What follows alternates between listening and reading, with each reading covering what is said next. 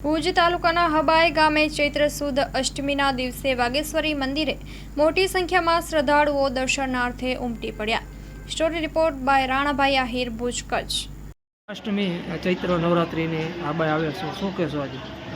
બસ રાણાભાઈ, આપ તો એક માતાજીનું પરંપરા આજે એનાથી વર્ષોથી જે માતાજીની ચૈત્રી નવરાત્રિની જે માતાજીના સાનિધ્યમાં હર વર્ષની જેમ આ વર્ષે પણ સવારથી મહાઆરતી, બપોરના પ્રસાદ, હોમ હવન સારે માતાજીના સતત ભક્તો સવારથી સાંજ સુધી ઉમટતા રહે છે અને માતાજીના દર્શન।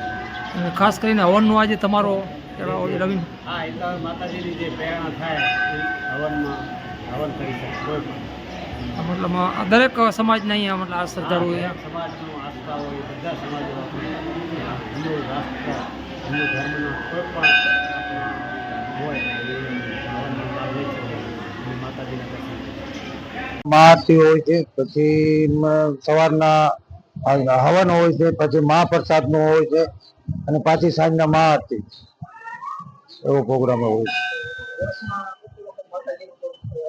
આસો સુદ નવરાત્રિ, ચૈત્રી સુદ નવરાત્રિ અને જેઠ મહિને ભીમી ત્યારે એ મોટા તહેવારો હોય છે। બાપુની તિથિ હોય છે ગોપાલગીરીની।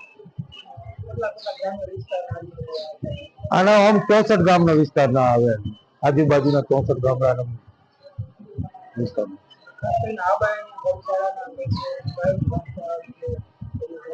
એ માતાજીની દયા દાતારો તરફથી હાલ્યો આવે, દાતારો હલાવે।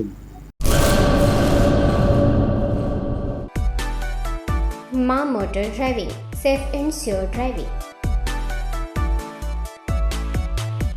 ડ્રાઇવિંગ એ શોખ સાથે આપની મોટી જવાબદારી પણ છે। અમારા ઇન્સ્ટ્રક્ટર દ્વારા સચોટ અને સરળ માર્ગદર્શન। આપની રોજની તાલીમની માહિતી મેળવીને શું અધુરાશ છે એના ઉપર પૂરું ફોકસ કરાય છે।